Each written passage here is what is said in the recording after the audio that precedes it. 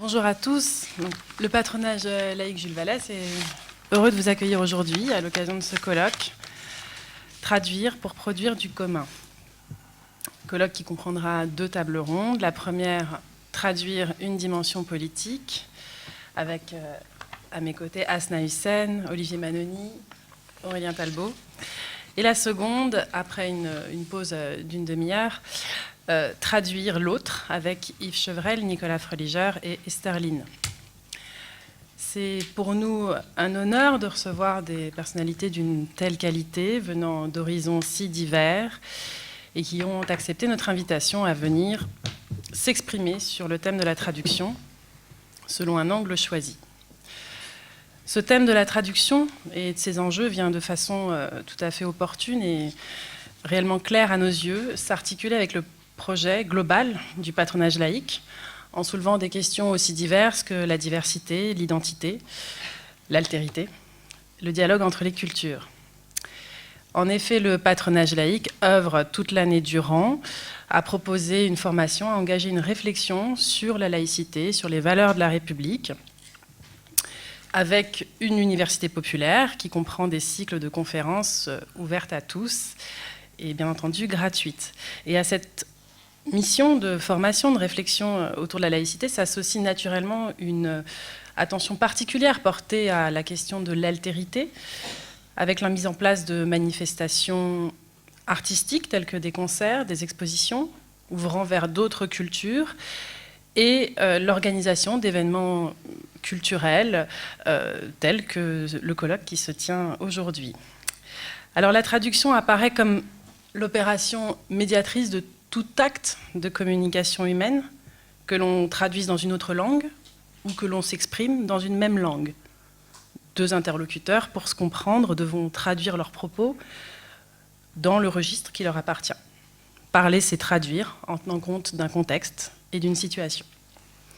Traduire renvoie donc nécessairement à la question de l'altérité, à la relation qui s'établit entre soi et l'autre, en considérant aussi que cet autre n'est pas nécessairement lointain, ni même hors de nous. Évoquer la dimension politique de la traduction, c'est évoquer l'individu en tant que citoyen, citoyen du monde, c'est-à-dire partie prenante de multiples enjeux culturels, politiques, médiatiques. La mondialisation fait aussi apparaître l'intérêt crucial de la traduction dans tous les champs possibles. J'en viens à la présentation de notre premier intervenant, Aurélien Talbot, qui ouvre ce colloque avec la question de l'interprétation en traduction. Diplômé de l'ESIT, docteur en littérature comparée de l'ENS de Lyon, Aurélien Talbot est maître de conférence à l'université Grenoble-Alpes, après avoir été traducteur à l'ambassade du Mexique en France, puis au département de la traduction du ministère des Affaires étrangères. Ses recherches portent sur les théories et les pratiques de la traduction. Donc, juste avant de commencer, je rappelle le déroulé de ces tables rondes. Chaque intervenant dispose de 20 minutes, puis un temps sera dédié à l'échange avec vous, public, durant lequel vous pourrez poser vos questions afin d'approfondir les points qui vous animent, qui vous interrogent. Voilà, je vous remercie et excellent après-midi à tous. Oui, d'accord. Donc, bonjour à tous. En fait, l'intitulé de mon intervention a un petit peu évolué et donc j'ai retenu finalement la contradiction tenue du propre au commun, traduire et interpréter en perspective. Donc tout d'abord, je voudrais remercier les organisateurs d'avoir bien voulu me solliciter pour cette table ronde. Et comme cela vient d'être rappelé, le thème qui nous réunit aujourd'hui concerne la dimension politique de la traduction dans le cadre plus large de l'expression « traduire pour produire du commun ». Ces termes, politiques, communs, et plus encore leur mise en relation, sont chargés et l'on peut ainsi éprouver une certaine appréhension face à l'exercice passionnant mais ardu auquel nous sommes conviés, consistant, tel que je l'ai compris du moins, à discerner de possibles points de contact entre ces termes, politique commun, et la politique et la problématique de la traduction. Alors, à cet égard, l'argumentaire nous éclaire en mentionnant l'exemple, ou plutôt le contre-exemple du globish. Nombreux sont ceux, en effet, qui estiment qu'une base d'anglais pourrait constituer le moyen d'expression tout trouvé permettant de résoudre certains problèmes mondiaux, notamment au sein des instances internationales dans lesquelles se réunit ce qu'on appelle précisément la communauté internationale. Le mot globish, ce tout à l'anglais évoqué par Barbara Cassin, fait par là même référence à un phénomène, à une tendance qui pourrait à terme conduire à mettre en danger la vie des langues, à commencer par l'anglais et la traduction. Dans ce contexte, la traduction, justement, est souvent présentée comme une activité offrant une situation exemplaire, à équidistance de deux écueils. Pour dire les choses rapidement, d'une part, on aurait l'écueil du relativisme plat, et de l'autre, l'écueil d'un universalisme dans lequel serait toujours enroulée la possibilité de faire violence au particularisme. La traduction pourrait donc constituer un modèle, un paradigme, voire un poste d'observation ou une clé, en tant que la traduction a pu, par exemple, être qualifiée par Paul Ricoeur d'équivalence sans identité, dans un recueil de textes où cet auteur revient sur les travaux de François Julien qui, ici même, il y a quelques mois, prononçait un cycle de conférences placé sous le signe de l'expression « produire du commun ». Paul Ricoeur évoque, dans ce même ouvrage, une tâche, construire des comparables, qui serait liée à la traduction. Là encore, ces formules, équivalence sans identité, construire des comparables, sont passionnantes mais difficiles, comme l'a indiqué dès 1959 Roman Jakobson, qui écrivait, je cite la traduction de Nicolas Rué, « L'équivalence dans la différence », autrement dit l'équivalence sans identité dont parle Paul Ricoeur, l'équivalence dans la différence est le problème, nous dit Roman Jakobson, le problème cardinal du langage et le principal objet de la linguistique. D'un autre côté, certains traducteurs, ayant réfléchi à leur activité, incitent à rester prudents quant au passage de la traduction au sens restreint à la traduction au sens large, c'est-à-dire conçue comme un modèle ou un paradigme. Et il est possible de se demander pour quelles raisons ces traducteurs expriment ainsi une telle réticence.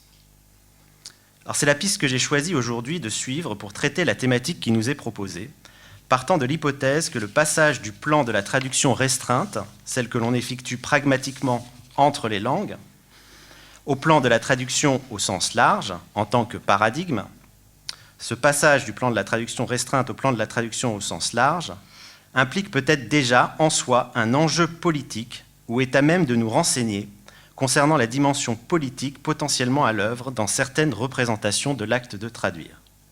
Et dans ce cadre, la place accordée à la perspective interprétative me paraît décisive. Si l'on en croit ainsi les traces et les récits les plus anciens dont on dispose au sein de la culture ou de la civilisation dite occidentale, dès qu'il y a eu des langues et la possibilité de les traduire, le problème de l'articulation du propre au commun se serait posé. Jacques Derrida rappelle ainsi de manière saisissante que le nom de Babel, dans l'épisode biblique de la tour de Babel, peut à la fois être entendu comme un nom propre et comme un nom commun. Babel, écrit Derrida, en tant que référence d'un signifiant pur à un existant singulier, ou Babel que, par une sorte de confusion associative qu'une seule langue rendait possible, on pu croire traduire par confusion. Babel serait donc conjointement un nom propre et un nom commun, signifiant confusion. L'épisode de Babel, mis parfois en regard de celui de la Pentecôte, et les multiples commentaires qu'en ont produit des traducteurs et traductologues contemporains, est symptomatique d'un rapport à la traduction informé en Occident par la traduction des Écritures, au moins depuis Jérôme, et pour le français, au moins jusqu'à Henri Méchonic, s'opposant avec véhémence à la théorie du langage et de la traduction d'Eugene Nida, ou encore jusqu'à la nouvelle traduction de la Bible par des tandems constitués d'exégètes et d'écrivains, la Bible publiée chez Bayard en 2001.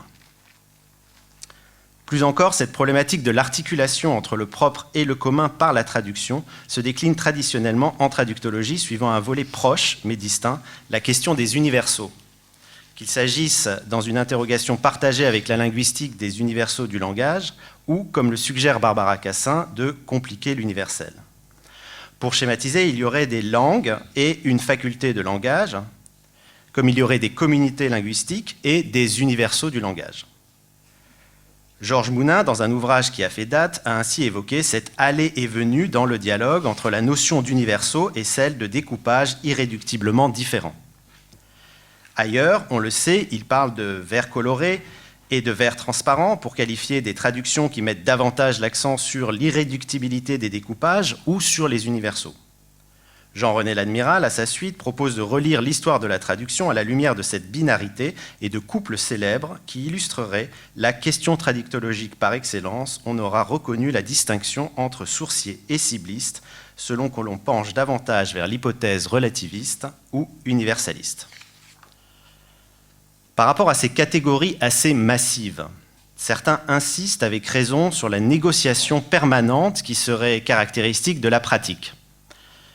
Pour reprendre une notion mise en lumière par Umberto Eco, la notion de négociation, ou insiste encore, comme le fait la traductologue allemande Katharina Reiss, sur le savant dosage que comporte toute traduction. Savant dosage entre approche sourcière et approche cibliste. Ainsi, si l'on en croit Michel Ballard, les solutions adoptées par Jérôme dans sa traduction dépendraient de chaque cas de figure, au point que Michel Ballard représente Jérôme, je cite, « crucifié entre la fidélité aux formes d'origine et les exigences de la langue d'arrivée. Jérôme avouant mélanger les deux options ad sensum et ad litteram. » De même, certains traducteurs parlent de leur propre pratique comme caractérisée par une double contrainte, une injonction paradoxale, un double bind, servir de maître sans vouloir trancher d'un côté ou de l'autre. Bernard Höpfner se dit ainsi Barthelbauteur, à la fois Bartleby, copiste, et réécrivain, auteur. Pour illustrer ce mouvement de bascule qui oscille entre grandes catégories antinomiques, universaux, découpage irréductible, ou sourcier, cibliste, et de l'autre côté, négociation paradoxale, on peut évoquer le parcours que suit Paul Ricoeur dans l'ouvrage déjà mentionné où il propose de passer, je cite, de l'alternative ruineuse à l'alternative pratique, suivant une logique qui est déjà celle, en fait, de Georges Mounin dans sa Défense et illustration de l'art de traduire, connue sous le titre « Les belles infidèles ». On pourrait également dire, avec Étienne Balibar, dont la préoccupation pour le paradigme de la traduction est importante, passer de l'universel théorique à l'universel pratique. Mouvement qu'Étienne Balibar repère notamment chez Wittgenstein entre le Tractatus Logico-Philosophicus et les recherches philosophiques. Par rapport à cette volte qui inviterait en traductologie à délaisser l'alternative ruineuse pour embrasser l'alternative pratique, il est possible, là encore, d'en appeler à une certaine prudence. En effet, tout en demeurant attaché au moment qui consiste à aller au concret, celui-ci n'apparaîtrait pas dans toute sa lumière si l'on se détourne de l'examen des stratégies de traduction ou des projets de traduction, suivant l'acception qu'Antoine Berman notamment a pu donner à cette expression. Berman, pour qui être fidèle au sens, cela n'aurait proprement aucun sens, et je le dis de manière volontairement contradictoire. Être fidèle en traduction, ce serait nécessairement, selon Berman, être fidèle à la lettre. L'idéalité du sens, il suffirait de la translater, de la transporter d'un lieu à un autre. Le verbe traduire indiquant, selon Berman, davantage qu'un transfert de contenu. On le voit, il semble bien qu'on soit amené à basculer indéfiniment d'un universel théorique à un universel pratique. Ce serait sans doute l'une des acceptions possibles de la pratique-théorie, en un seul mot et avec un trait d'union. Pour creuser ces questions et pour poursuivre sous un autre angle ce trop bref rappel de quelques jalons suivant lesquels la question nous est posée aujourd'hui, selon laquelle cette question qui nous est posée aujourd'hui est traditionnellement abordée, je voudrais maintenant revenir sur la notion d'interprétation. Au sortir de la Deuxième Guerre mondiale, dans un contexte d'approche de la traduction marqué par la linguistique structurale et par les premières tentatives de traduction automatique, un des mérites de Danica Seleskovic est d'avoir rappelé, Danica Seleskovic qui était interprète de conférences, enseignante et chercheuse, donc un de ses mérites est d'avoir rappelé que la traduction orale met en jeu des compétences autant linguistiques que cognitives. En 1968, elle écrit ainsi que c'est dans l'analyse du raisonnement abstrait, du message argumentatif, que l'interprète justifie le plus le titre qu'il porte, en faisant pour lui-même l'exégèse du message avant de le transmettre. Les chercheurs associés à la théorie interprétative essaieront ensuite de démontrer que ce processus est le même en traduction orale et en traduction écrite. Danica Seleskovic l'a rappelé à une période cruciale, mais le lien entre traduction et interprétation est bien sûr séculaire, et constitue une évidence, ce qui ne le rend pas moins énigmatique. On pourra ainsi noter que le mot interpres, en latin, désignait le métier de traducteur-interprète, et que Cicéron oppose le fait de traduire en interprèce au fait de traduire en orator, dans un des témoignages les plus anciens que nous connaissons d'une réflexion sur la traduction. On pourra également observer que selon les recherches menées à ce sujet, il a fallu attendre Leonardo Bruni, soit le XVe siècle, pour que le verbe latin traducere en vienne à prendre l'acception que l'on donne aujourd'hui au mot traduire. Or, interprèce, c'est étymologiquement, Jean-Charles Véliante le rappelle, celui qui négocie entre les prix. C'est sans doute cela qui permet à Cicéron de développer en déclarant que dans ses traductions, il a traduit en orateur, c'est-à-dire qu'il a pesé la somme en blocs, et non pas compté pièce par pièce comme l'aurait fait un interprèce. L'interprèce ce serait donc le garant de l'équivalence, c'est-à-dire de ce qui a même valence, peut-être sur un marché universel des messages. L'interprète-traducteur serait un intermédiaire, un courtier, et l'on voit par là même que le champ sémantique de la négociation est impliqué dans la notion d'interprétation. D'après une certaine tradition, c'est d'ailleurs l'herméneutique qui rend possible la compréhension par les fidèles des textes sacrés. Les caractères sacrés de ces derniers reposant notamment sur la prémisse qu'un accès direct à leur sens profond serait impossible sans médiation. Articuler le propre au commun par la traduction, ce serait donc interpréter, négocier. Il serait dès lors question d'arbitrage de prix, d'éventuelles pertes et d'éventuels gains, d'équivalence. Interpréter constituerait un acte de conversion avec toutes les acceptions que ce mot peut recouvrir. Alors, je voudrais prêter attention précisément aux implications de cette notion de conversion. Umberto Eco a intitulé son ouvrage sur la traduction « Dire presque la même chose ». Dans cette formule, l'enjeu est certainement la mesure de ce presque. De même, dans la célèbre déclaration de Humboldt selon laquelle notre pensée serait déterminée jusqu'à un certain degré par chaque langue particulière, l'enjeu est la mesure de ce degré. Jusqu'à quel degré chaque langue particulière informe-t-elle notre pensée ? Paul Ricoeur explique dans ce même ouvrage que j'évoque depuis tout à l'heure que traduire serait lié à un travail de deuil. Suivant une pente analogue, Derrida affirmait que traduire, c'est laisser tomber le corps. De telles expressions soulignent aussi que l'enjeu, dans chaque cas particulier, est la mesure du degré suivant lequel traduire consisterait à faire le deuil de tel ou tel propre, ou de telle ou telle propriété de l'autre langue culture. Jusqu'à quel point est-ce nécessairement un acte d'appropriation ? Peut-être faut-il, comme nous y invite Étienne Balibar, suivre encore Derrida et en venir à parler avec lui d'ex-appropriation. Ex-appropriation pour caractériser la traduction. Nous entrons par là même de plein pied dans le labeur de la traduction, dans cette faena de traducir dont parle Ortega y Gasset. Dire labeur ou labor, car Ortega emploie aussi ce mot, cela connote une gestation ou le fait de commencer à deux, comme Pierre-Damien Huyghe s'emploie à le mettre en évidence. Dans le même ordre d'idées, François Host propose d'envisager la traduction non pas comme un labeur, mais à la lumière du mythe de Sisyphe. Dans ses ouvrages, je le rappelle, François Host évoque la possibilité de faire de la traduction un paradigme pour le droit. Cela suppose, note-t-il, d'aborder le sens comme un produit et non comme un donné, et l'universalisation comme un processus sans fin. Le sens serait produit et non donné, l'universalisation serait un chemin à parcourir sans possibilité d'arriver jamais à destination. Il propose de parler de pluriversel et de manière similaire, Étienne Balibar invite à réactiver l'expression de multiversum opposée par Ernst Bloch à l'universum pour une construction de l'universel dont la traduction généralisée pourrait fournir un modèle, au moins, je cite, approximatif. Dans un contexte international, arracher un accord entre deux langues, pour les traducteurs, après les négociateurs, voire entre 6 langues aux Nations Unies, et pour l'Union européenne entre 24 langues, cela peut être conçu en effet comme un labeur, consistant à sillonner les langues en tous sens pour produire un sens démultiplié en autant de langues cultures. Un labeur impliquant un savoir-faire, impliquant aussi que l'on souhaite produire du sens en tous sens et non seulement un sens unidirectionnel, vide et trop général pour être saisi, autrement dit le globish ou ce qu'on a pu appeler l'eurofog, c'est-à-dire ce brouillard linguistique européen qui aurait pour conséquence d'éloigner le citoyen des textes qui sont supposés régir son quotidien. Or, ce savoir-faire des traducteurs dans leur labeur, il est possible, nous venons de le rappeler, de le décrire comme une espèce d'interprétation, mais aussi de l'en distinguer en partie, en suivant ce qu'Antoine Berman a pu désigner comme une expérience qui précède toute interprétation.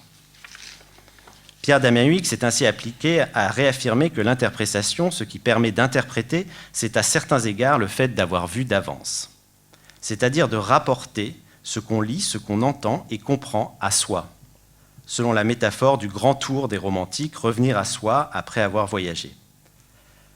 En ce sens, dans la mesure où la compréhension est associée à l'interprétation et l'interprétation à la mémoire, Séleskovitch ne cesse de rappeler le lien entre mémoire et interprétation, interpréter impliquerait de partir dans une certaine mesure d'un déjà-vu. On ne pourrait interpréter en un sens que si l'on a vu d'avance. Nous retrouvons la question de la mesure. Jusqu'à quel degré, jusqu'à quel point est-ce effectivement le cas ? Mais comme je l'ai annoncé à l'instant, il est possible de considérer que le savoir-faire pratique du traducteur est aussi constitué d'un autre volet, peut-être moins mis en avant par la tradition interprétative de la traduction. Comme l'explique Jean-René Ladmiral, le savoir-faire du traducteur aurait en effet sa clairvoyance propre. Cela rejoint ce que Berman écrit lorsqu'il évoque une expérience qui précède toute interprétation. Toute une part du travail du traducteur consiste effectivement à translater ou à transvaser le sens, remontant pour ce faire au vouloir dire de l'auteur, mais il est peut-être utile d'indiquer que son labeur se caractérise aussi en tant que maître secret de la différence des langues, pour reprendre une expression de Maurice Blanchot, comme un savoir-faire avec les singularités dans leur irréductibilité, avec le propre de l'étranger, conjuguant dans la discordance le singulier au pluriel en une opération sur la matière du discours. Quel que soit le projet d'un discours, quel que soit le point de vue de son concepteur ou de son créateur, de son ingénieur ou de son architecte, le savoir-faire du traducteur aurait sa clairvoyance propre, son autonomie propre. On pourrait encore ajouter son grammage ou son épaisseur propre, dont témoignerait la traduction à la jonction matérielle du contact de deux langues. Pour finir, je voudrais prendre le risque de poursuivre un peu la réflexion jusqu'à l'actualité récente du métier de traducteur en faisant observer que ce savoir-faire avec les différences, qui se pratique à même la matérialité du discours, dans le sensible langagier du sens, concomitant de l'interprétation, eh bien aujourd'hui les machines à traduire en sont alimentées, au moyen notamment des mémoires de traduction ou des corpus parallèles. J'utilise à dessein l'expression machine à traduire et non outil de traduction, traduction outillée ou encore traduction automatique, pour souligner que nous sommes peut-être témoins, dans le domaine de la traduction, d'une révolution industrielle, c'est-à-dire du passage de la manufacture à la fabrique, au travers de la mécanisation qui conduit de l'outil maniable à la machine. Phénomène que Marx avait observé et dont Pierre-Damien Huyghe relève la pertinence pour une réflexion sur le concept d'industrie sur la longue durée. Ce terme d'industrie, tel qu'invite à le réfléchir Pierre-Damien Huyghe, permet, je crois, de se représenter l'évolution dans sa continuité et ses ruptures de la pratique du traducteur, tour à tour qualifiée d'artisanale, d'artistique, jusqu'aux compétences appelées techniques ou technologiques. Le traducteur qui a toujours utilisé et utilise encore des outils pour réaliser ses travaux, du dictionnaire à la base terminologique, des tablettes d'argile au logiciel de traduction assisté par ordinateur. Ce traducteur interagit désormais de plus en plus et très largement parfois avec des machines. La traduction statistique est désormais la traduction par apprentissage profond appelée neuronale. Or, s'il est possible de formuler l'hypothèse que la traduction a sa clairvoyance propre, de sorte que, comme l'observe l'admiral, l'artisan compétent, qui a été bien formé, sait ce qu'il fait, il n'attend pas que le philosophe, le scientifique ou l'ingénieur ou même le contremaître lui dise ce qu'il a à faire. Si une telle hypothèse est avérée, comme nous en faisons le pari, il conviendrait peut-être de la reformuler aujourd'hui en poursuivant la liste des figures mentionnées par l'admiral, le philosophe, le scientifique ou l'ingénieur ou même le contremaître, poursuivre cette liste donc en y ajoutant la machine et ses suggestions de traduction. Les systèmes de traduction automatique proposent en effet la traduction la plus probable, au détriment non seulement des apax, c'est-à-dire des trouvailles ou des correspondances inédites, comme le disait Séleskovitch, de sa conception de l'équivalence, mais peut-être aussi au détriment des solutions moins fréquentes, plus subtiles, en un mot plus contextualisé, avec un degré moindre de généralité. Dans ce cadre, indifféremment du fait que les calculs s'appuient sur des corpus unilingues ou bilingues, le savoir-faire avec les différences, dont encore une fois nous formulons l'hypothèse, est requis, provoqué, voire à raisonner, pour employer une terminologie que l'on doit à Heidegger, par un architecte ou un ingénieur dont le souffle passe désormais par les réseaux de fibres optiques. Blanchot, dans le texte où il qualifie le traducteur de maître secret de la différence des langues, évoque en ces termes le paradoxe de son travail. Tout traducteur vit de la différence des langues. Toute traduction est fondée sur cette différence, tout en poursuivant apparemment le dessein pervers de la supprimer. Puis il ajoute, à la vérité, la traduction n'est nullement destinée à faire disparaître la différence, dont elle est au contraire le jeu. Pour en revenir à ma problématique initiale, il semble que le pont traditionnellement emprunté pour passer de la traduction au sens restreint à la traduction au sens large soit en général celui de l'interprétation. L'interprétation qui est une notion liée à la catégorie de la compréhension, qu'il s'agisse de la compréhension dans une seule et même langue, ou entre deux ou plusieurs langues, et dont l'exercice met en jeu la mémoire. Comprendre, ce serait traduire, et traduire, ce serait interpréter, et l'interprétation prendrait appui sur la mémoire. Nous avons voulu rappeler que ce passage par l'interprétation, pour conserver son efficace, doit tenir compte d'une part de savoir-faire qui est réservée dans une pratique clairvoyante, c'est-à-dire d'une part d'expérience qui précède toute interprétation, caractéristique aussi du labeur du traducteur maître secret de la différence des langues. En maintenant simultanément ces deux aspects, qu'on peut appeler avec Étienne Balibar, encore une fois, universel théorique et universel pratique, en faisant place par conséquent à l'hypothèse d'une hétérogénéité fondamentale, à l'hypothèse qu'il n'y a pas de langage commun, tel que l'écrit Balibar. Autrement dit, que l'intraduisible est la condition de possibilité de la traduction. La traduction peut effectivement être envisagée comme une contradiction en acte, nous dit Balibar, ou, comme l'écrivait déjà Henri Méchenique, une contradiction tenue. Contradiction tenue non résolue entre deux discours dans deux langues, voire dans le cadre du multilinguisme, dans plusieurs langues. Cette expression, contradiction tenue ou en acte, rappelle à la traduction la possibilité qui est la sienne de ne pas avoir vu d'avance, de ne pas se satisfaire de ce qu'on appelle la traduction prédictive, obtenue selon un modèle probabiliste, que ce modèle d'ailleurs ait été intuitivement reconduit à un sentiment de la langue ou qu'il ait été computationnellement fondé sur un calcul informatique. C'est en ce sens, me semble-t-il, dans la mesure où la traduction est aussi entendue comme une expérience qui précède toute interprétation, avec sa clairvoyance propre, que cette activité peut sans doute contribuer, en tant que poste d'observation ou paradigme, à la réflexion sur l'articulation du propre au commun, dans la discordance du singulier pluriel, au sein de chaque texte et contexte, en acte et en situation.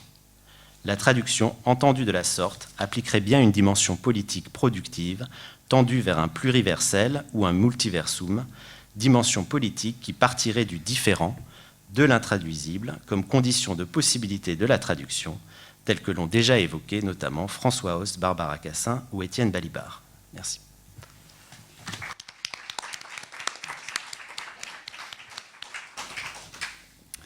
Merci. Alors, je vais présenter notre deuxième invité, Asna Hussein, qui va intervenir sur cette question, la traduction dans la recherche scientifique, l'étude du cas du traitement médiatique de la crise des réfugiés. Asna Hussein est sociologue des médias et du genre, spécialiste des sociétés à minorité arabe et musulmane. Ses travaux portent particulièrement sur l'analyse et la réception des productions et représentations médiatiques dans les médias arabes et occidentaux, francophones et anglophones. Elle est l'auteure de plusieurs publications sur la condition des femmes, les sociabilités numériques chez les jeunes, la crise des réfugiés, la liberté de la presse, etc. Et depuis 2015, Asna Hussein s'intéresse à l'analyse de la propagande des groupes djihadistes par l'image, le texte et le chant en trois langues, arabe, français et anglais. Merci. Bonjour à toutes et à tous. Je suis ravie d'être parmi vous aujourd'hui et je remercie l'équipe organisatrice de m'avoir invitée aujourd'hui pour participer à ce colloque qui s'annonce très très ambitieux. Moi, je ne suis pas spécialiste de la traduction. Pour moi, la traduction, c'est un outil, incontournable que j'utilise dans le cadre de mes recherches en tant que sociologue spécialiste des sociétés à majorité arabe et musulmane. Donc je vais vous parler un tout petit peu de mes travaux de recherche et comment j'utilise la traduction, notamment entre 3 langues, arabe, français et anglais,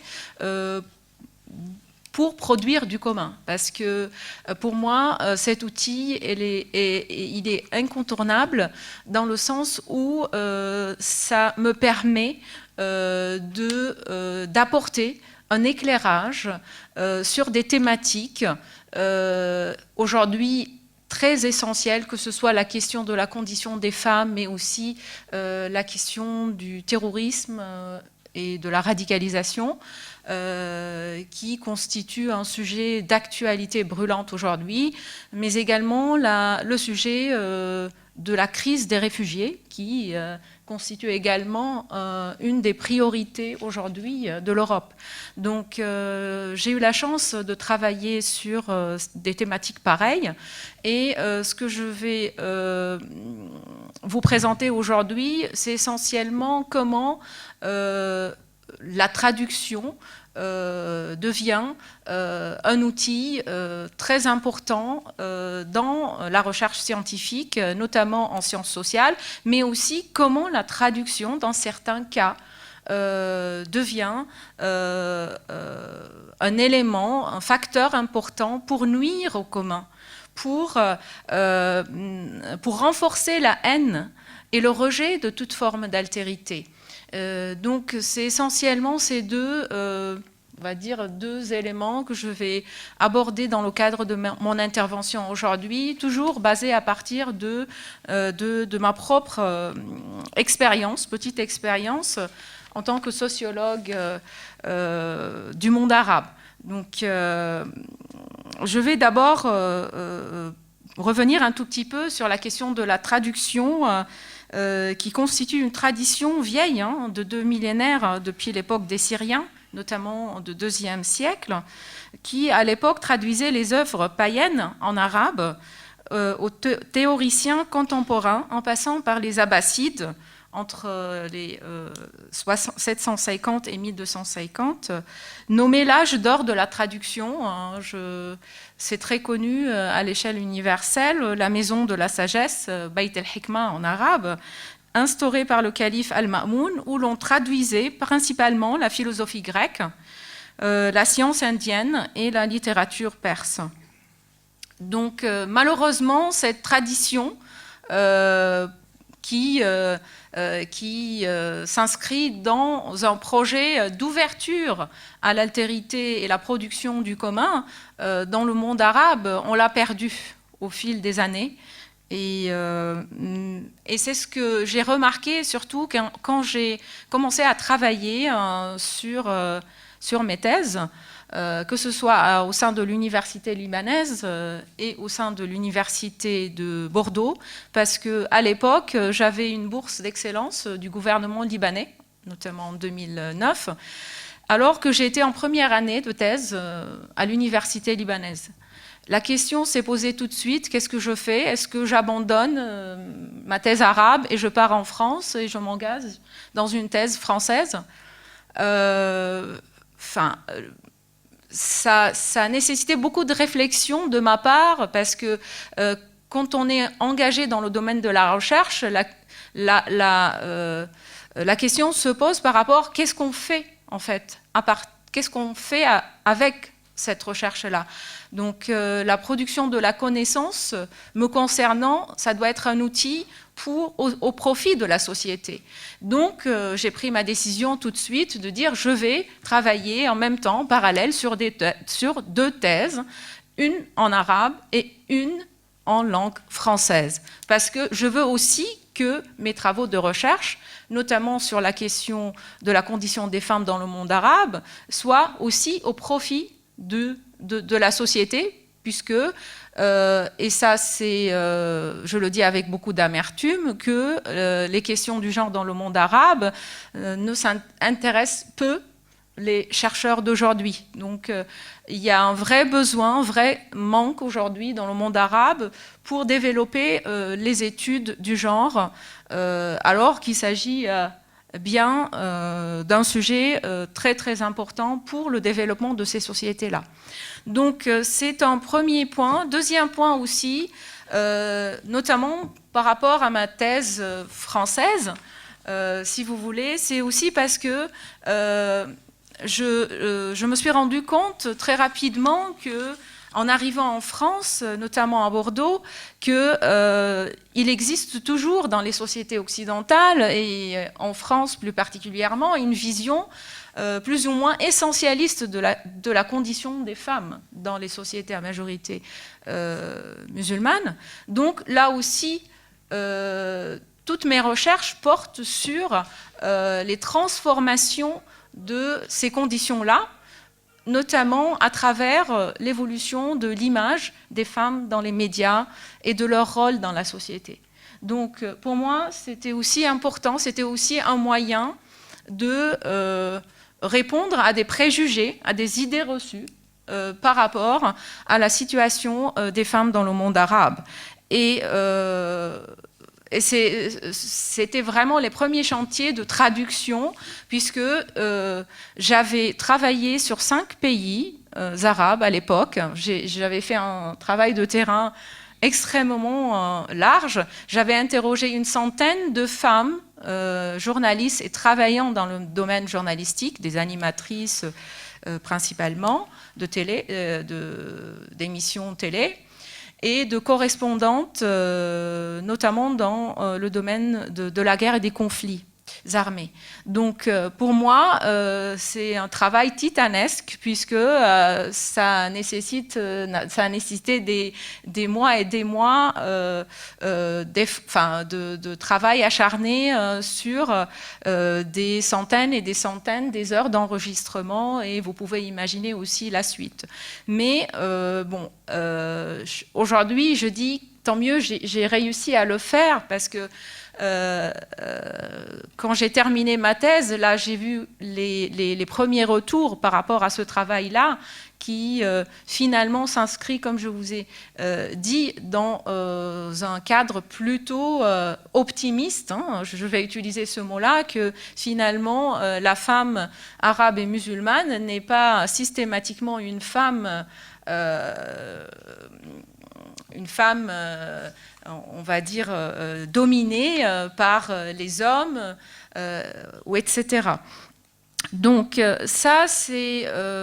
je pense que ce genre de travail est très très important aujourd'hui. Comment on peut mettre la traduction au service? Et ce n'est pas évident, parce que j'ai eu aussi l'occasion de travailler dans le cadre d'un rapport de recherche pour essayer de comprendre les tendances par rapport à la recherche en sciences sociales dans le monde arabe. C'est là où j'ai découvert que beaucoup de jeunes chercheurs dans ce monde-là évitent de travailler sur des études comparatives, ou évitent même quand ils sont inscrits dans une université occidentale, française ou autre, évitent de faire ce genre d'études comparatives entre le Sud et le Nord, on peut le dire d'une manière générale, pour éviter ce travail de traduction.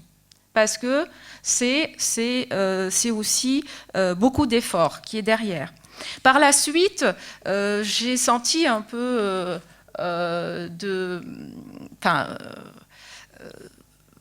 ça m'a pas du tout, on va dire, cet effort que j'ai dépensé pour ma thèse, ça ne m'a pas dissuadé de continuer dans ce sens-là.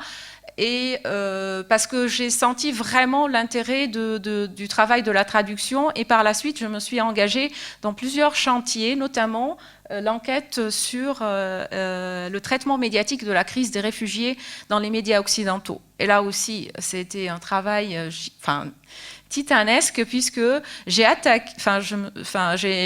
travaillé sur un corpus de 750 articles et reportages publiés en français et en anglais, en France, en Allemagne et en Hongrie. Et tout ça, ça a été par la suite traduit en arabe et publié, parce que ça a été publié dans le cadre d'un rapport de recherche en langue arabe pour un think tank basé à Doha. Donc là aussi, j'ai découvert qu'il faut faire dans différents sens, en fait. C'est pas seulement traduire de l'arabe vers le français. Non, il fallait aussi faire l'inverse, traduire d'autres langues vers la langue arabe pour essayer aussi de mieux appréhender les enjeux qui sont derrière le traitement médiatique des réfugiés.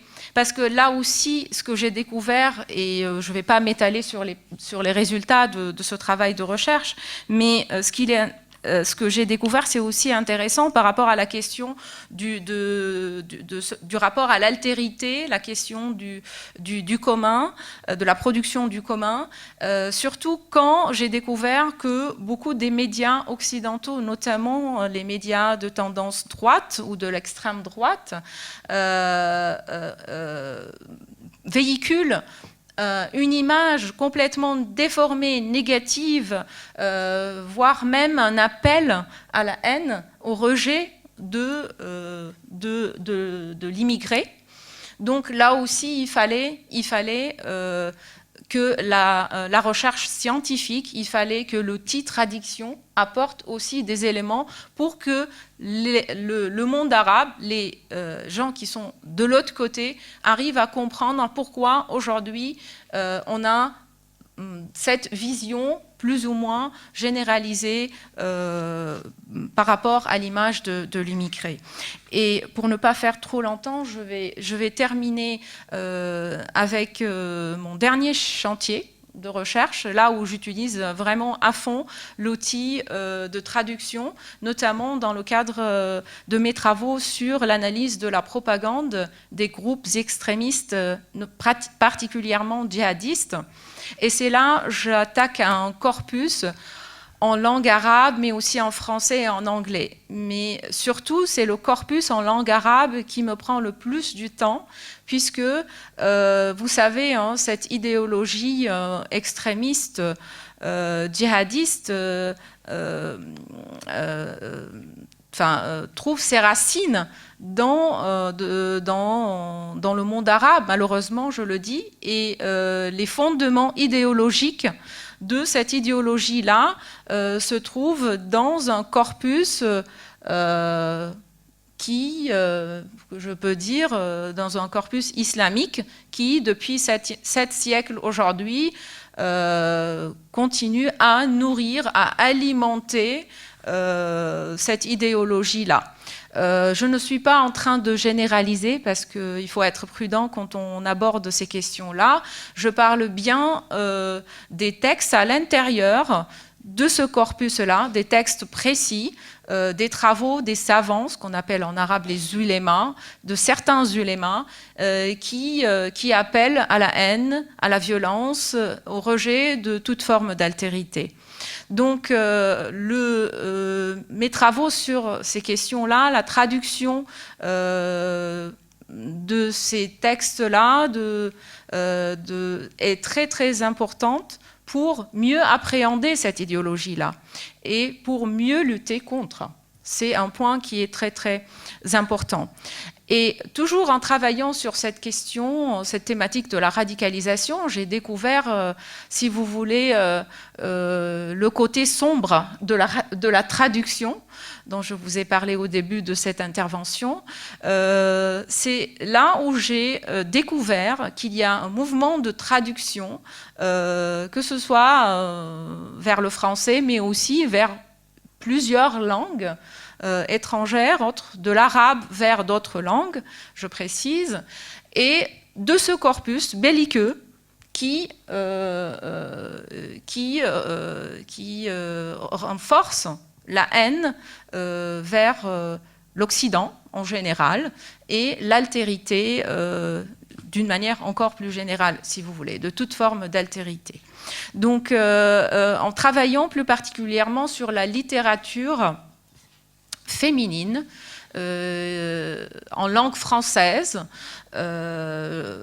j'ai découvert qu'il y a beaucoup de maisons d'édition françaises, belges, occidentales, dans le sens large du terme, qui mènent un travail de traduction de l'arabe vers le français, d'un corpus de tendances salafistes. Parmi le salafisme, c'est un courant parmi les plus rigoristes en islam pour les personnes qui ne connaissent pas cette doctrine. Et ce qui est intéressant à dire par rapport à ce travail de traduction qui continue jusqu'à aujourd'hui, c'est que ce sont essentiellement des ouvrages qui ont été publiés en arabe dans les années 80. Les auteurs sont principalement des religieux saoudiens, les porte-paroles de la tradition wahhabite et salafiste. Donc, et aujourd'hui, pour renforcer un discours machiste, misogyne, un discours qui rejette toute forme d'altérité, qui renforce la haine de l'Occident.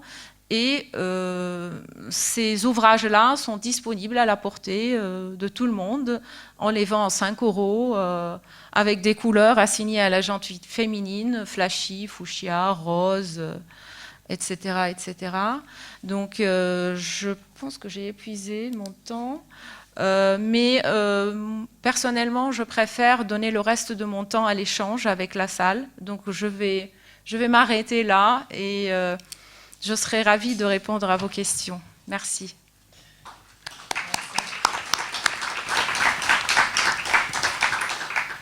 Alors, notre troisième intervenant sur la question de la traduction et de la manipulation est Olivier Manoni. Journaliste indépendant depuis 1978, il commence à la même époque à effectuer ses premières traductions depuis la langue allemande pour l'édition. Il se consacre ensuite pleinement au métier de traducteur, d'auteur et de formateur en traduction littéraire. Et donc traducteur littéraire depuis 1987, il compte environ 200 traductions publiées à ce jour, parmi lesquelles des romans, des études historiques. Il a aussi traduit Mein Kampf d'Adolf Hitler pour les éditions Fayard. Il est traducteur de tous les ouvrages de Peter Sloterdijk publiés en France depuis 1999. Il est également l'un des collaborateurs réguliers du programme de traduction franco-allemand en sciences sociales et humaines de la Maison des sciences de l'homme à Paris depuis 1989 et traduit régulièrement pour la Revue d'histoire de la Shoah, Philosophie Magazine et Le Monde. Il est directeur de l'école de traduction littéraire depuis 2012 et en 2018, il a reçu le prix Eugen Helmle pour l'ensemble de son œuvre de traducteur. Merci, c'est à vous. Merci beaucoup. Je voudrais d'abord vous remercier de m'avoir fait venir. Quand vous m'avez écrit, la première chose que j'ai vue, c'est l'intitulé de ce patronage. Et je me suis dit, je ne peux pas ne pas venir. Et en fait, ce que je vais dire là, je voudrais le placer un peu sinon sous l'autorité, du moins sous le parrainage de Jules Vallès, parce que je suis persuadé qu'il y a un rapport extrêmement étroit, et je vais essayer de le montrer, entre la traduction et la politique, et aussi entre la traduction et la laïcité. Voilà. Et donc, ce qu'on m'a proposé comme sujet, que j'ai accepté tout de suite, c'était la traduction et manipulation. Donc, je me suis d'abord, heureusement, j'ai eu un peu de temps pour réfléchir, ce qui n'arrive pas tous les jours. Et j'ai donc commencé par compiler tous les cas de traduction manipulée. Vous savez que la traduction est une chose qui, étant un instrument, peut être utilisée dans tous les sens. On aurait pu commencer par la dernière entrevue entre Emmanuel Macron et Vladimir Poutine, où l'interprète russe s'est livré à quelques cabrioles, et apparemment l'interprète français aussi, pour que chacun puisse comprendre ce qu'ils avaient envie de comprendre. Et puis je me suis dit que ça serait peut-être un peu court et qu'on n'irait pas au bout du problème, donc je suis remonté à la base, en essayant de ce que vous voulez dire simplement manipulation. La manipulation, c'est l'essence même de la traduction. Je vais faire un tout petit peu d'étymologie de bazar. La traduction, c'est un mot qui a des traductions dans plein de langues différentes, mais qui veulent tous dire à peu près la même chose. Donc on a le latin translatio, l'allemand Übersetzen, Rux, Pielevadit, il s'agit toujours de toute façon d'amener quelque chose d'un point à un autre avec des nuances. L'allemand übersetzt, c'est-à-dire qu'il pose quelque chose d'un point à un autre, et nous guidons quelque chose d'un point à un autre, ce qui est déjà une nuance et ce qui peut expliquer certaines différences dans les traditions de traduction entre nos deux pays. En tout cas, la traduction est toujours quelque chose qui implique un mouvement. Donc un déplacement. Qui dit mouvement, déjà dit manipulation. Je prends quelque chose, que je le guide ou que je le porte, de toute façon je l'amène ailleurs, et donc ma main, ou ma tête, ma main en l'occurrence sur le clavier de l'ordinateur aujourd'hui, à la plume il y a quelques siècles, va porter un texte d'un endroit à l'autre. Donc la manipulation, elle est à l'essence même de notre travail, elle est quotidienne, et évidemment, elle ne va pas sans risque. Il n'y a pas de traduction statique. La seule traduction statique serait de traduire du français en français, ce qui pour certains auteurs serait utile, mais on ne pourrait pas encore parler de traduction. Cette affaire de manipulation m'a aussi fait penser à un poncif éculé et insupportable qu'on entend tous les 2 jours, qui est cette fameuse histoire de traducteur traître. Alors déjà, ça ne marche pas en français, ça vient de l'italien traduttore et traditore, qui veut dire quoi? Qui veut dire que le traducteur, à partir du moment où il manipule un texte, bien, le trahit obligatoirement. Alors il faudrait quelques heures et 3 ou 4 colloques pour montrer que ça n'a rigoureusement aucun sens. Mais j'ai trouvé que, dans le cadre de cette réflexion sur la manipulation, il y avait une autre idée qui était beaucoup plus intéressante, qui renvoie à un papier que j'avais fait pour la BNF il y a quelques années, qui était de dire non pas traditore, mais trattor, c'est-à-dire le traducteur serait un tracteur, non seulement parce qu'il tire les textes d'une langue à l'autre, mais parce que l'essence même de son travail, et on revient à la manipulation, c'est aussi de retourner le texte. Avant de traduire, vous passez comme avec le soc d'une charrue, vous ouvrez le texte comme un sillon dans la terre pour voir ce qu'il y a dedans, et vous allez après reboucher pour que ça germe correctement, si possible, bien droit, et qu'on retrouve autre chose qui est repoussé dessus. Voilà. Et donc, ça serait l'idée d'un traducteur-agriculteur, finalement, qui du coup, forcément, fait pousser un autre texte à la place du premier, et donc, forcément, manipule. Deuxième point dans la manipulation, qui est absolument essentiel, le traducteur est un individu. C'est une femme, c'est un homme. En tout cas, c'est une conscience qui lit comme un lecteur, qui va interpréter, Aurélien en a beaucoup parlé, le texte qu'il a devant lui, et qui par conséquent va de toute façon mettre sa propre subjectivité en œuvre pour arriver à traduire un texte. Quand vous êtes dans un roman, ce que vous ressentez, ce n'est pas les mots que vous avez devant vous, c'est ce que l'auteur a mis derrière les mots. Sans ça, votre traduction n'a rigoureusement aucun sens. Vous allez traduire une succession de mots qui rendront le livre, dans le meilleur des cas, complètement plat, dans le pire des cas, illisible. On reparlera des machines après tout à l'heure. Il y a dans les grands ouvrages de traductologie beaucoup de réflexions sur ce point-là. Je vous renvoie simplement à Berman dans son magnifique texte sur la tâche du traducteur et sur les problèmes qu'a eu Gandillac avec. Berman interprète les problèmes de cette première traduction de la tâche du traducteur en fonction des inhibitions ou de la vision restreinte ou des peurs que Maurice de Gandillac avait face à ce texte. Donc le problème de la subjectivité du lecteur et du traducteur est le deuxième élément qui fait que toute traduction est de toute façon une manipulation. Vous avez utilisé, Aurélien, la magnifique phrase de Derrida, traduire, c'est laisser tomber le corps. Mais moi, c'est extraordinaire, parce que pour arriver à traduire ça dans un texte sans contexte, vous avez 3 possibilités. Vous avez laissé tomber le corps du texte, vous avez laissé tomber le corps, c'est-à-dire laisser tomber son propre corps en espérant que l'individu disparaisse totalement derrière le texte, qui est évidemment totalement légendaire. Et la 3e interprétation qui, moi, m'intéresse plus, c'est laisser tomber le corps sur le texte, c'est-à-dire qu'un traducteur s'abat littéralement, y compris physiquement, sur son clavier le matin quand il commence, sur le texte. Parfois, il s'écroule même dessus quand le texte n'est pas bon. Et donc, là encore, vous allez avoir le poids du traducteur, et je sais de quoi je parle, qui va se peser sur le texte d'un bout à l'autre.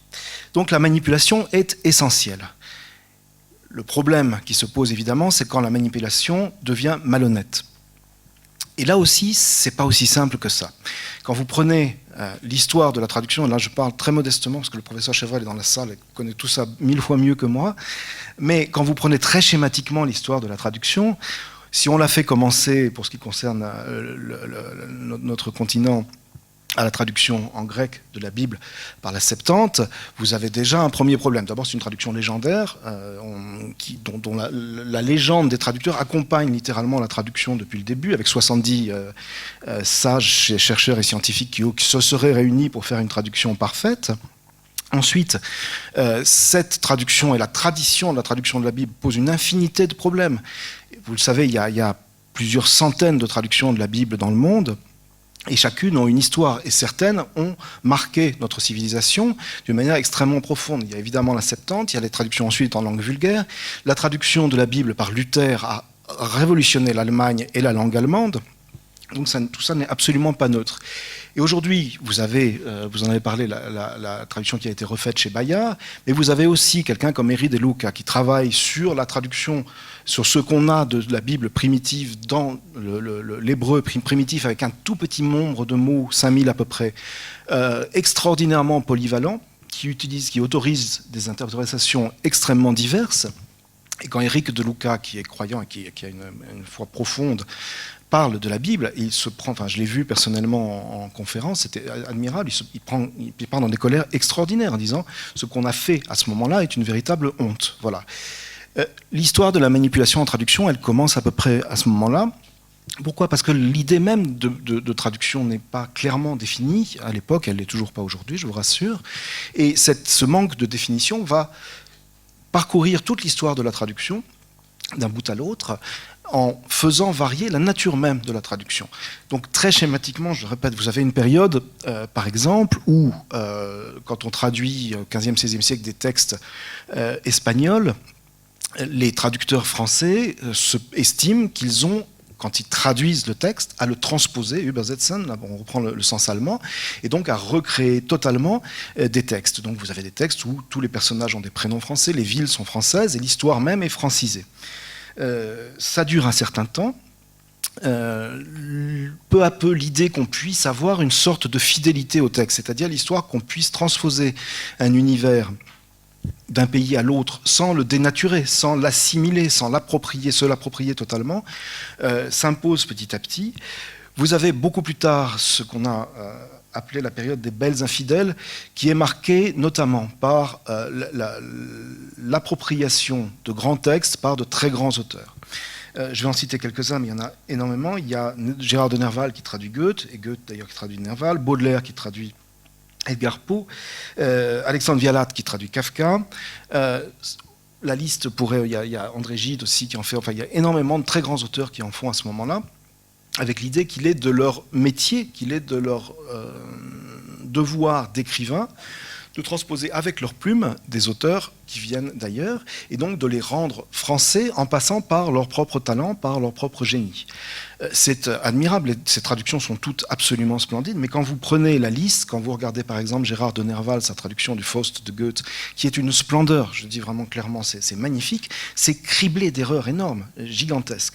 Quand vous prenez le Kafka d'Alexandre Vialat, qui a eu le mérite immense de faire connaître Kafka en France avec des traductions qui sont superbes, il y a tellement d'erreurs que lorsque ça a été publié dans la Pléiade, on a été obligé de faire un addenda qui doit faire à peu près 200 pages avec toutes les corrections du texte, parce que en plus les héritiers de Vialat ne voulaient pas que le texte soit corrigé. Et je vous donne simplement un exemple, le château se termine par un contresens gigantesque. Voilà, c'est un exemple parmi à peu près 250 autres. Cette traduction s'est perpétuée pendant assez longtemps, jusqu'au début du XXe siècle et beaucoup plus après la guerre, où des traducteurs ont commencé à aborder le travail d'une manière différente, c'est-à-dire en se disant qu'il fallait essayer de rendre le texte. Vous avez parlé beaucoup du sens, Aurélien, tout à l'heure.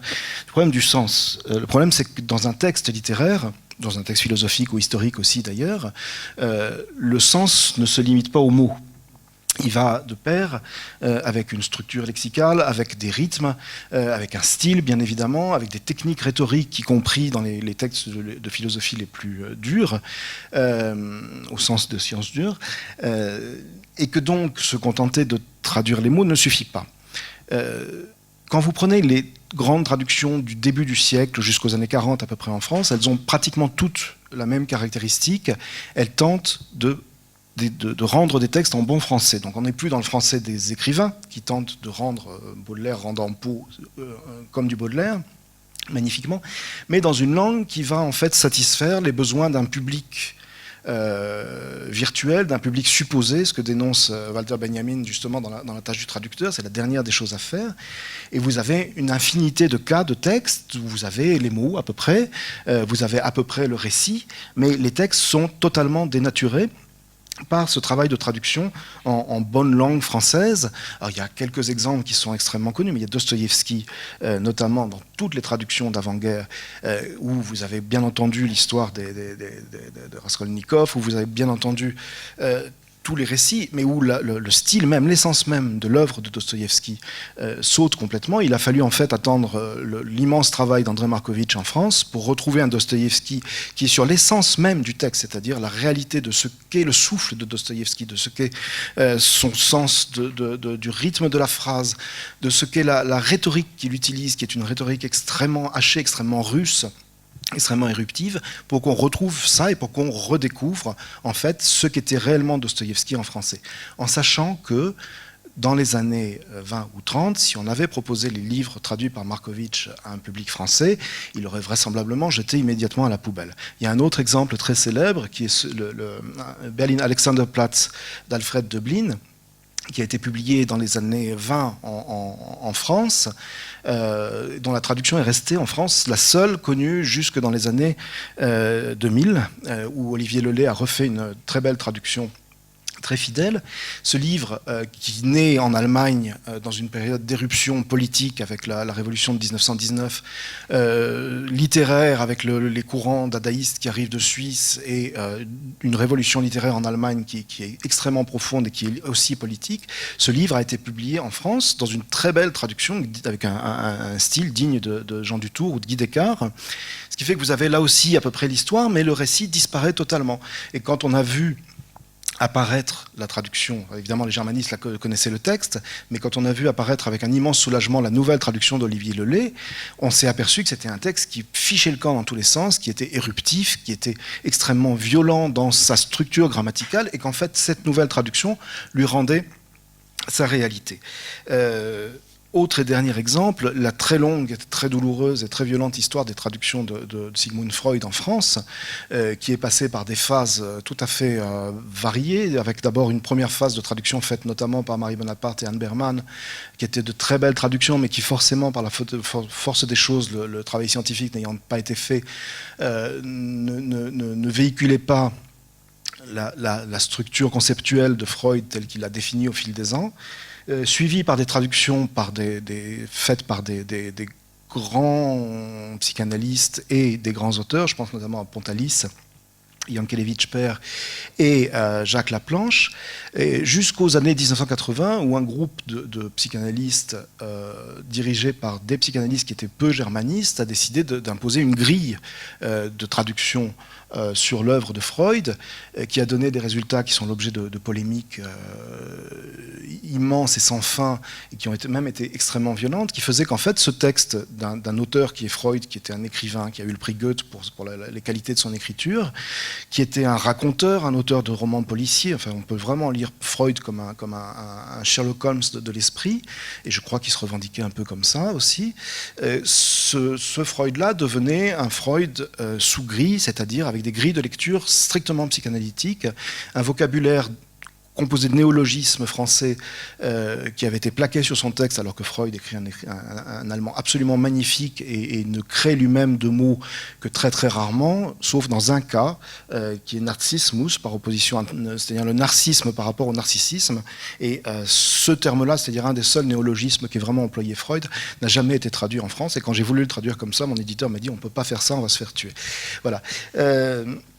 Donc voilà pour l'histoire de la traduction, jusqu'à ce qu'on arrive aujourd'hui aux traductions que vous lisez, et qui sont certainement pas celles que vous lirez dans 30 ans, mais où les traducteurs actuels tentent de concilier, par la pratique essentiellement, mais aussi par une réflexion commune, le respect du texte et l'accessibilité pour les lecteurs à qui ces textes sont destinés. On a, je crois, de plus en plus suivi l'idée de Benjamin qu'il ne faut pas traduire pour un public déterminé. On a, je crois, compris que le mot seul ne représente pas grand-chose en traduction et que c'est derrière qu'il faut aller chercher les choses pour arriver à les rendre. Et c'est ce qui est en train de se produire.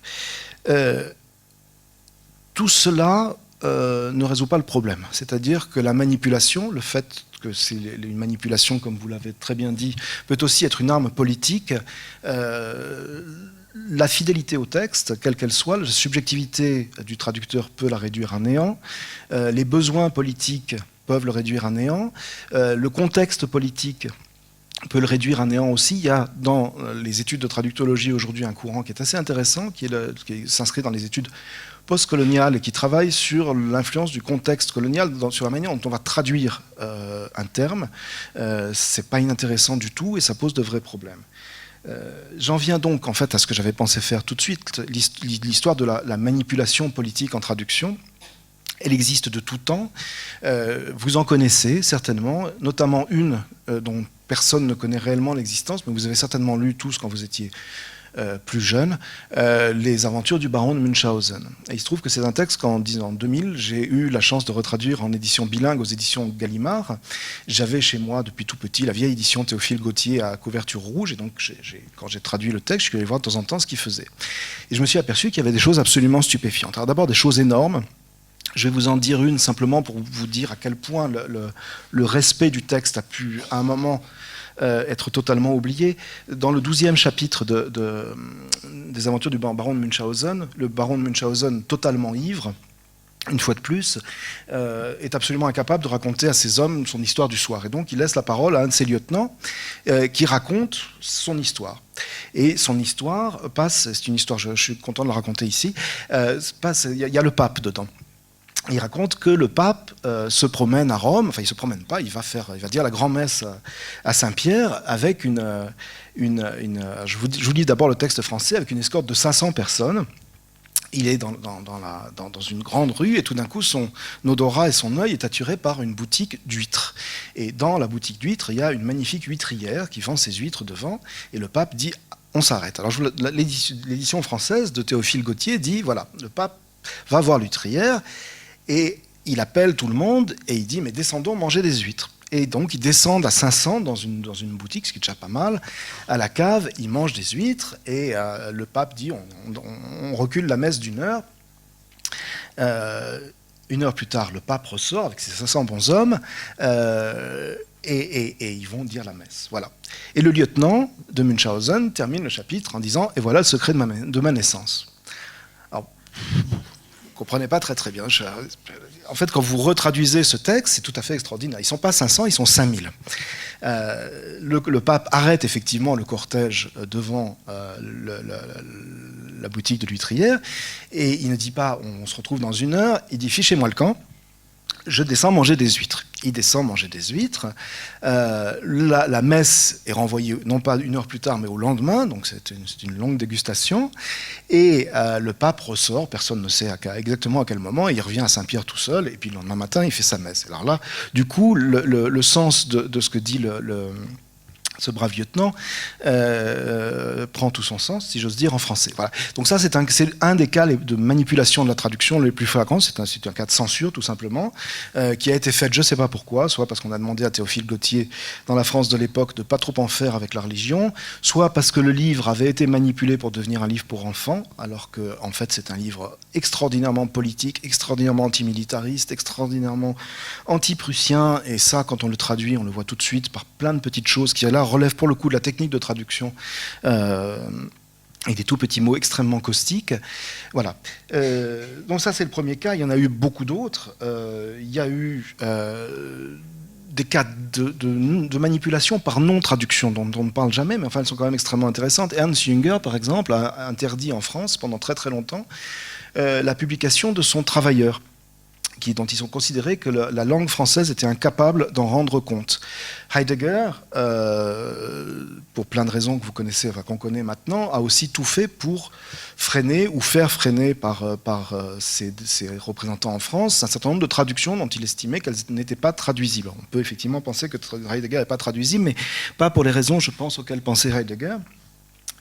Et puis il y a d'autres cas de manipulation beaucoup plus graves. Alors, vous avez mentionné tout à fait le fait que j'ai effectivement terminé tout récemment un immense travail sur Mein Kampf qui sortira l'année prochaine dans une traduction gigantesque avec un travail de 25 chercheurs en histoire dans une édition énorme et commentée. L'histoire de Mein Kampf n'est pas inintéressante non plus parce que ce texte est sorti en fait en 1934 dans des conditions très très complexes dont on parlera peut-être tout à l'heure, mais là si je m'attarde là-dessus on y sera encore dans 2 heures, et dans une traduction extrêmement lissée. Et une traduction en bon français, exactement comme celle de Dostoïevski ou de Döblin. Et vous avez un texte qui est immonde, mais sur le fond, mais vous avez l'impression qu'il y a une espèce de cohésion. Quand nous avons repris le travail sur ce texte, Florent Braillard, qui est directeur d'édition, m'a demandé de rendre le texte exactement tel qu'il était. Le texte Mein Kampf tel qu'il est, c'est syntaxiquement, grammaticalement, stylistiquement une monstruosité absolue. C'est un texte où vous pouvez avoir des phrases de 20 lignes qui tournent en rond, qui reprennent tout le temps la même chose et qui se terminent par une affirmation de 2 lignes. Et ça ressemble énormément, parce que j'ai aussi lu beaucoup de choses là-dessus, à ce que font les djihadistes, c'est-à-dire créer la confusion pour arriver à une affirmation définitive. Voilà. Ça n'est pas inintéressant. Donc on a repris cette technique et le livre qu'on va publier va être une traduction littéralement illisible parce que le texte d'origine est illisible. On rend en fait l'essence du texte parce que c'est un texte qui repose sur la confusion. Et parce qu'analyser cette confusion d'il y a 80 ans, 90 ans, dans le monde dans lequel on vit, est quelque chose d'absolument essentiel. La seule personne qui ait fait interdire Mein Kampf en France, c'est Hitler. Voilà, pour des raisons politiques, parce qu'il ne voulait pas que les Français sachent ce qu'il voulait faire exactement avec la France, mais je ne crois pas du tout à cette explication-là. Je pense qu'en fait, la confusion de la pensée qui était possible dans la langue allemande telle qu'il la pratiquait, si on peut appeler ça comme ça, ne l'était plus en France et qu'il avait peur simplement que ça s'effondre. Et effectivement, le livre, quand vous le traduisez tel qu'il est un effondrement total. On peut rapprocher ça, toute proportion gardée, il n'y a vraiment aucun rapport entre les 2 hommes, du travail que fait Bérengère Viennot et que j'ai un peu développé sur l'incohérence j'ose même pas dire des discours, des tweets de Donald Trump qui fonctionnent à peu près sur le même système, c'est-à-dire où on a un langage qui utilise l'incohérence comme vecteur politique. Le rôle de la traduction ici, et je crois que c'est là où on peut répondre à la question de la manipulation, c'est d'arriver précisément à l'essence du langage pour en démonter les rouages et arriver à rendre ce démontage visible. Pour ce qui concerne Mein Kampf, il le sera à la fois par le texte et par les commentaires qu'on apportera. Mais on ne peut pas comprendre le langage politique actuel sans comprendre d'où vient cette confusion, à laquelle on a même donné aujourd'hui un nom qui s'appelle le confusionnisme, qui consiste en fait à détruire le langage pour arriver à mélanger des concepts, à mélanger des injonctions religieuses ou politiques avec une rhétorique qui n'en est pas une. Voilà. Face à cette manipulation, les traducteurs sont aussi devenus un rouage important de la circulation de la pensée. Ils sont même un rouage vital. Ils sont devenus aussi des gens dangereux. Je voudrais simplement rappeler quelques faits. Quand les versets sataniques sont sortis dans le monde entier, Salman Rushdie a été obligé de se mettre en sécurité.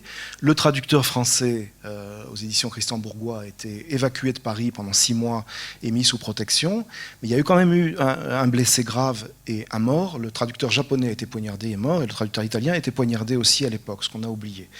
Plus récemment, et je pourrais multiplier les exemples malheureusement à l'infini, en Turquie, les premières personnes qu'on a arrêtées avant les écrivains, ça a été les traducteurs. Il y en a encore aujourd'hui qui sont en prison pour avoir traduit des textes qui ne convenaient pas.